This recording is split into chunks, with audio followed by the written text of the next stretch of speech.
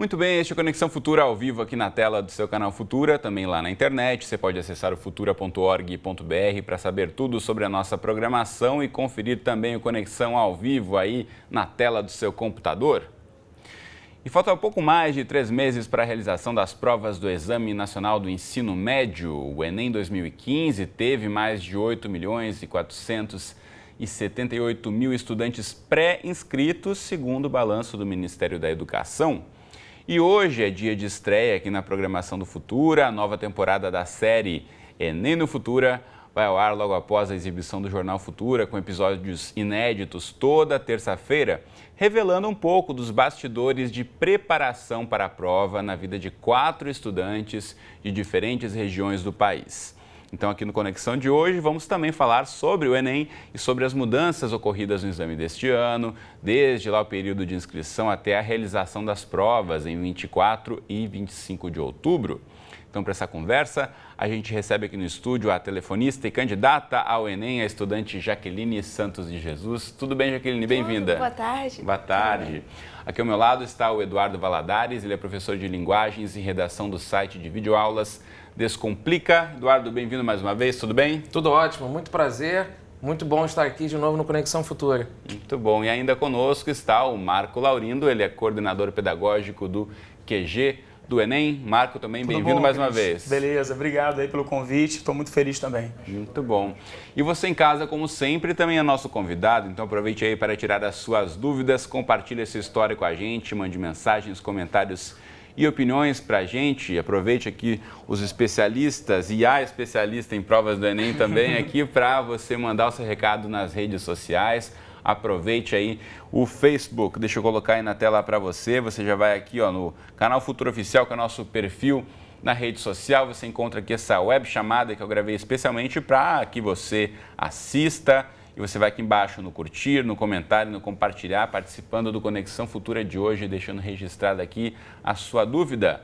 Ou ainda aproveite o Twitter em @canalfutura e mande aí a sua mensagem. Pode usar também a hashtag Enem no Futura à vontade. Ou ainda tem o bom e velho telefone, aquele 0 operadora 21 2273 5020 que está aí na tela. Apostos também, a produção quer ouvir a sua história, então ligue aí pra gente, tá certo? Enquanto você faz isso, eu começo aqui mais uma vez dando boa tarde aos 3 e quero começar ouvindo a Jaqueline, como eu disse aqui, candidata ao Enem. É seu terceiro Enem, Jaqueline? Na verdade é terceiro, porque eu fiz para experimentar, é uma coisa que eu aconselho a todos, né? Fazer o Enem para experimentar, mesmo que tiver no primeiro, no segundo ano, porque quando você vai, você acha que o Enem é uma prova maçante que tá ali para te ferrar. Quando na verdade não é essa. É uma questão que é uma prova que está ali para não exatamente para testar seu conhecimento, mas para testar sua capacidade e ver se você aguenta realmente, que é o que vai ser cobrado de você. E é bem interessante, quando eu fui tentar no terceiro ano, eu não tive o tempo de estudar, porque realmente se você não estudar, não adianta ter resistência, porque você tem que conhecer um pouco de cada matéria. E esse ano eu estou fazendo até um pré-vestibular para tentar passar no Enem, porque a nota de corte de direito é uma nota bem alta. Então você tem que, não só a matéria que vai constar em direito, mas todas as matérias para ter uma média boa para a nota de corte no final. A Jaqueline tem 19 anos, né, Jaqueline? E ela já tem o futuro dela aqui, o pré-definido, pelo menos já tem umas boas metas traçadas, que é ser promotora ou defensora pública, ou seja, vai cursar direito, então tem que estudar bastante. É verdade. Principalmente quais disciplinas, Eduardo? Olha, na verdade a gente sempre orienta para o aluno entender como é que a prova do Enem funciona. Então, para você fazer a prova do Enem, é muito importante reconhecer a estrutura da prova.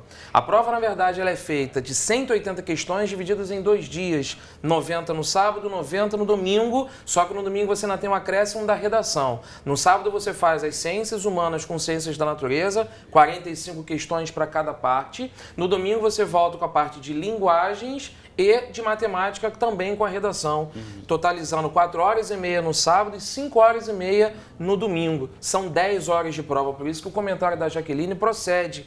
De fato, acaba sendo uma prova realmente de resistência. O aluno ele tem que estar muito bem preparado para saber executar esta prova, reconhecendo onde está cada detalhezinho da prova. Você me pergunta o que ele deve estudar, ele reconhecer quais são as matérias que caem na prova, sobretudo, a prova do Enem, ela trabalha muito com essa discussão de competências e habilidades. É um vocabulário que a prova do Enem utiliza. Então é muito importante que o aluno também saiba reconhecer que competências e habilidades vão ser cobradas. E assim, dessa questão da resistência, a Jaqueline disse que pode ser maçante. Como tentar fazer a prova ser menos maçante para o aluno que está se preparando, Marco? Pô, são inúmeras estratégias que esse aluno vai ter que tentar absorver durante o ano inteiro. E a primeira delas, eu acho que a mais importante, é ele elaborar um planejamento. Não tem como o aluno hoje fazer o Enem se ele se planejar, né, a priori. E uma das coisas importantes que esse aluno tem que pensar é que a maneira mais eficaz dele conseguir gerar um planejamento é criar um plano de estudo já no início do ano, um plano de estudos que, de alguma maneira, compreenda todas as disciplinas, que ele não fique focado apenas nas específicas dele, mas que ele consiga olhar as outras disciplinas, inclusive que ele tem mais dificuldade para sair melhor na hora da prova, que ele consiga planejar também a redação, que tem um peso muito significativo na nota do Enem também. E uma coisa que é fundamental, o Valadares vai concordar comigo, isso não tem sombra de dúvidas, é o aluno que consegue fazer mais exercícios, ele está bem mais preparado para a situação de estresse da hora da prova. É inevitável que o aluno busque estratégias, mas quanto mais ele treinar, como se ele fosse um atleta de fato, ele consegue sair melhor. É óbvio, um atleta que treina anos, no dia da prova ele está mais preparado, um aluno que vai fazer o vestibular do Enem com tantas questões e com a pressão que esses alunos sofrem, também tem que estar preparado. Sem dúvida. Jaqueline, você fez esse planejamento, como é que você organizou seu ano aí para fazer o Enem? Na verdade, eu não tenho tempo para estudar durante a semana, aí eu reservo o meu sábado todo, eu faço até um pré-vestibular social, dado pelo governo, e lá eu tenho por dia 8 aulas, no caso de uma disciplina, uma aula de cada disciplina que vai cair no Enem. E é bem uma dica para mim que já fiz Enem 2 vezes, se você pegar a prova, não perca tempo numa questão. Se você não está conseguindo, você pula para outra questão. Porque às vezes você vai perder um tempo naquela questão se tem outras mais fáceis que você... Então, a minha dica é que você vá pelas questões, comece pelas questões, que você tem mais facilidade, você é mais desenrolado naquelas questões. Em relação à redação é complicada, porque muitas pessoas não conseguem começar a redação. Então, peço que olhem bastante a redação, treinem bastante, porque se você não treinar a redação, você não vai conseguir ir bem no Enem. Você tem que separar os conceitos, conhecer as competências. Primeiramente, conheça as competências que serão cobradas na redação. Você conhecendo, você tem grandes chances de se dar bem na redação do Enem. Eduardo Valadares, existe um modelo de redação para o Enem e, de fato, como a Jaqueline disse, se o aluno não conhece esse modelo, o esquema esperado na hora de fazer aquele texto, é difícil que ele vá se dar bem, né? Pois é, o modelo cobrado na prova do Enem é a dissertação de caráter argumentativo. O aluno precisa entender que, primeiramente, essa redação ela tem que seguir uma estrutura de texto.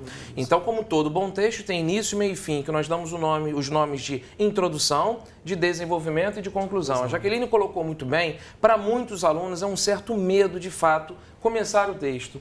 Então a gente até sugere, como uma boa dica, analisa sempre a frase tema colocado pela banca.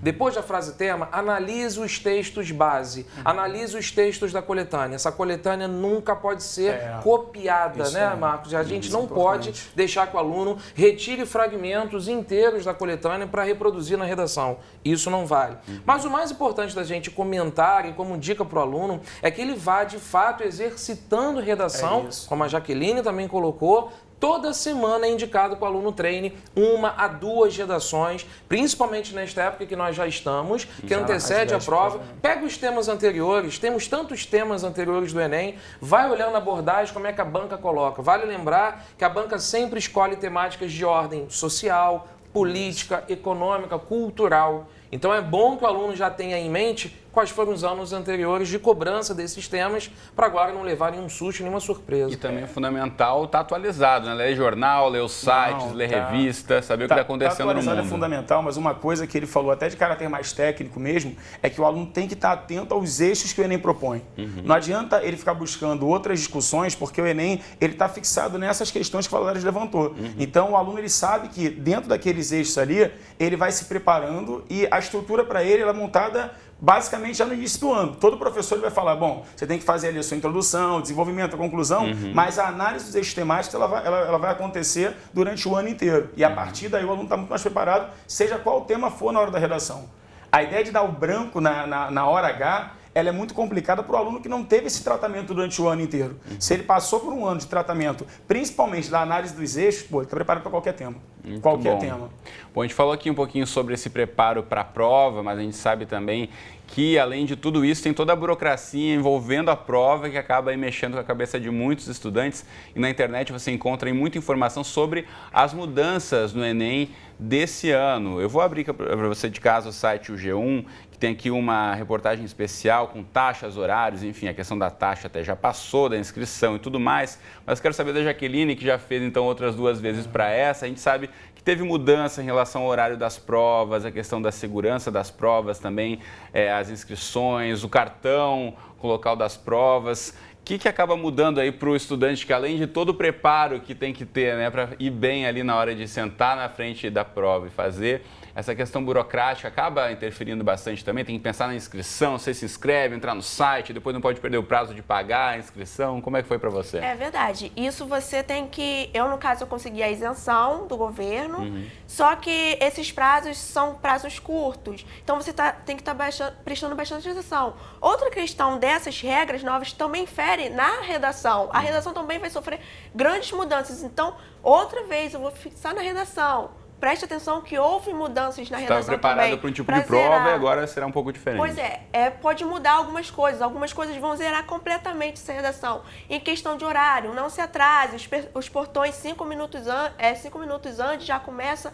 Tem gente, vejo aonde é a localidade onde você vai fazer sua prova antes. Ano passado eu fui fazer na UF, em Niterói. Então tem 2 UFs perto, então faltando 5 minutos, chegava alunos na UF errada. Aí o cara falou, não é aqui. Aí saía correndo. A UF, para quem não é do Rio, chorando. É a Universidade Federal Fluminense, que tem mais de um campus na cidade de Niterói. Então era gente correndo, gente desesperada, gente chorando. Vai tranquilo, leve mais de uma caneta, porque acontece da caneta ficar ruim. Você comprar, transparente. Pois é, comprar caneta na hora não é uma boa também, leve sua caneta de casa. Aconselho a levar água, levar um alimento, nada muito gorduroso, porque você pode passar mal, tudo que você puder evitar para ir bem na prova. É interessante. Eduardo, essas mudanças aí, como é que podem acabar afetando, né, o aluno, de repente, que já fez a prova, por exemplo? Eu acho que um requisito básico para o aluno que vai fazer a prova do Enem, ele precisa estar informado sobre tudo. A gente coloca como sugestão que ele esteja informado sobre os assuntos que podem cair na prova, mas ele tem que estar informado, sobretudo, sobre a estrutura da prova em si. Então, a gente já tem avisado bastante para os nossos alunos sobre essas mudanças da questão do horário, do portão fechar mais cedo, né, dessa questão logística da prova em si. Mas aí, para isso, a gente indica que o aluno, como a Jaqueline muito bem colocou, saiba já antecipadamente aonde eu vou, qual o meu local de prova, de fato, como é que eu chego até lá. Seria muito interessante, como uma semana antes, eu vou ao local da prova, eu vou ver realmente a questão do trânsito, ainda que seja no final de semana, é muito bom colocar isso, eu sempre comento isso com os alunos, é um trânsito absurdo no final de semana, porque você tem que levar em consideração que são muitas pessoas fazendo a prova no mesmo dia. Sai com bastante antecedência, sai com um tempo antes de casa, para você não realmente... E é bom, eu gosto muito de colocar uma dica bem interessante. Você entra logo assim que os portões forem abertos para a prova, vá logo para a sala, escolha um lugar que você se sinta confortável. Isso é importante. Às vezes você pega um lugar na sala que bate sol, não sei como é que vai ser a sala em que você senta. De repente você sente um pouco mais fria, a sala que você foi colocado tem um ventilador de teto, tem um ar-condicionado, não sei. É bom você conhecer o local. Ou ficar perto da porta, pode ter muito barulho, acabar atrapalhando. Exatamente. Então, chega antes que você tenha a oportunidade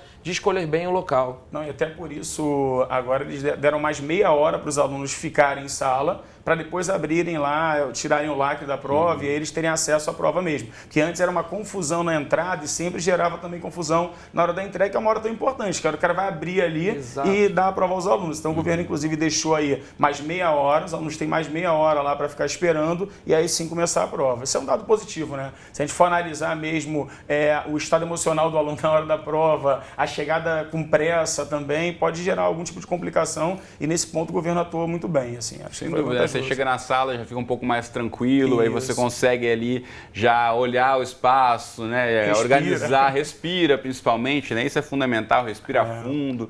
Eu quero relembrar você de casa que estreia hoje, então logo após o Jornal Futura, a segunda temporada da nossa série, #Enem no Futura, trazendo 4 jovens de diferentes regiões do Brasil. Então, a partir de hoje, na web e também aqui na tela do Futura, eles vão compartilhar os sonhos e os obstáculos que têm que enfrentar e com muitas dicas para quem vai fazer o Enem nesse ano.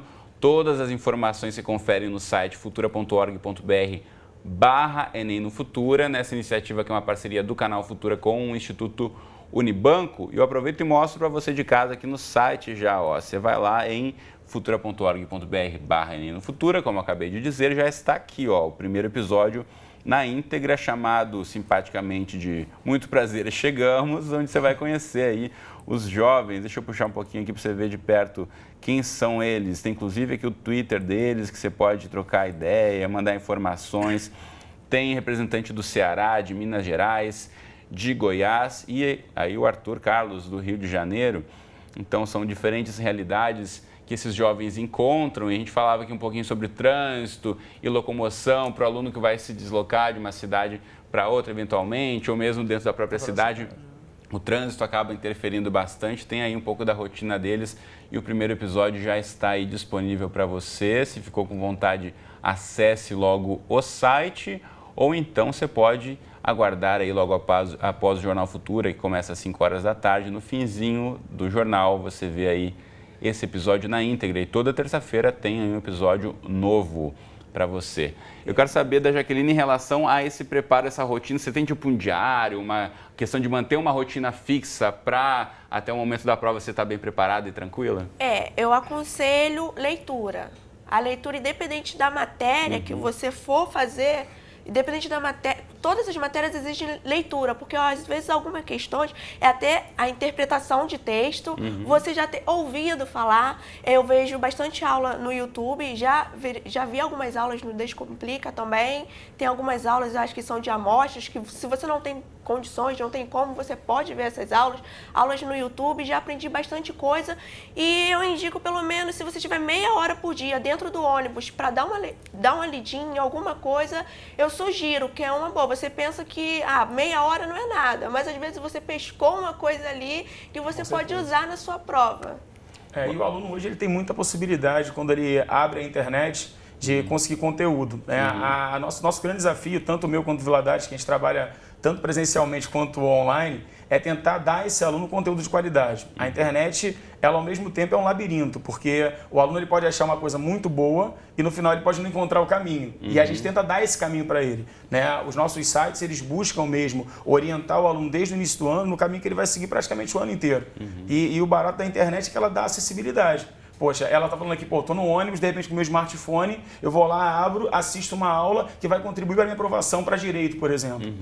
E isso é interessante porque não é só uma coisa regional, é nacional. Tá? O aluno que está, por exemplo, na região norte do Brasil, ele tem acesso às nossas aulas. Estava conversando com o Valadares aqui agora, ele está falando que está voltando de Minas Gerais. Poxa, como as nossas aulas se tornaram acessíveis para a gente do Brasil inteiro. E o Enem é o grande responsável por isso. Antes a gente dava aula aqui para um vestibular da UERJ, que ele é local, né? E hoje a gente consegue atingir alunos do Brasil inteiro. Eu vou aproveitar e já mostrar também os sites, então, dos nossos convidados aqui. Primeiramente, o enem.com.br é o site do QG do Enem, representado aqui no estúdio pelo Marco Laurindo. Está aí para você na tela, enem.com.br,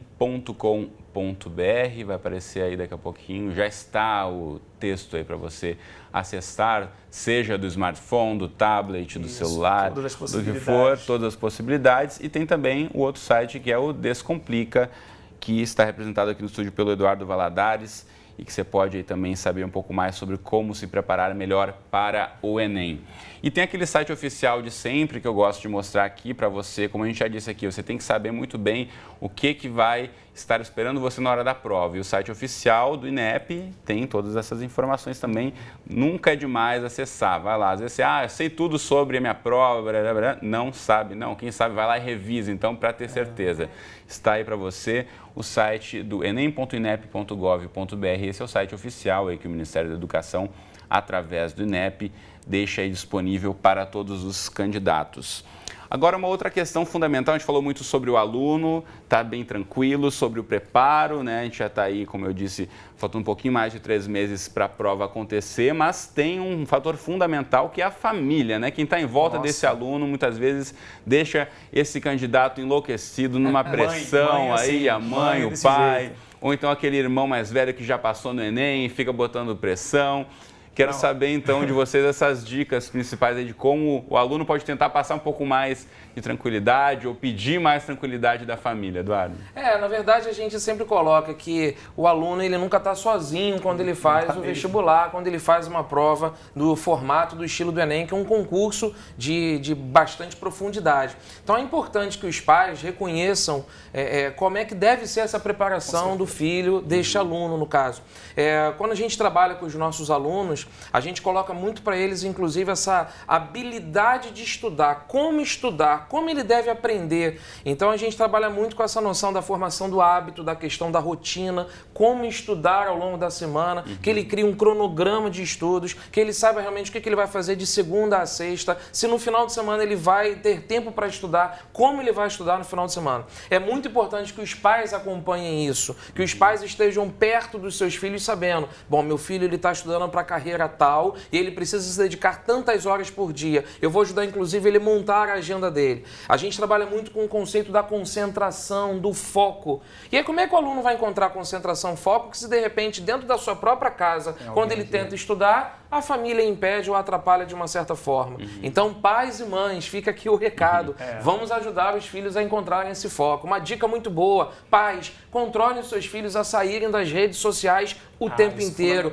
full time. Por favor, vamos aprender a controlar. A gente dá uma dica muito grande, Marcos, para os nossos alunos, no sentido, você vai estudar? Desliga o celular, coloca no silencioso, vira a tela para baixo, não tem como você dividir a atenção. Apareceu ali o íconezinho do WhatsApp, acabou o estudo, Exatamente. Os pais foco, atenção na hora, né? Podem ser grandes auxiliadores nisso. E é bacana de perceber mesmo que o aluno ele tem que se organizar até para que ele tenha um momento de lazer mesmo. Porque é fundamental na preparação também. O cara não pode ficar o tempo inteiro estudando. Eu vejo muitos meus alunos, às vezes, ultra cansados, de estarem muito tempo ali na frente do livro, mas sem estudar de fato.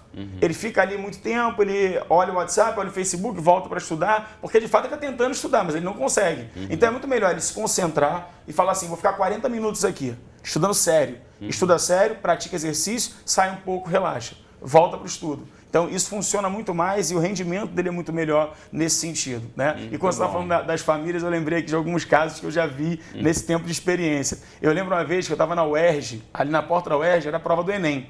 E na hora da entrada é um desespero, porque todo mundo fica nervoso e tal. Então, tinha uma mãe que, na hora de aconselhar, fala para a filha, pô, vá lá no momento... A mãe começou a chorar.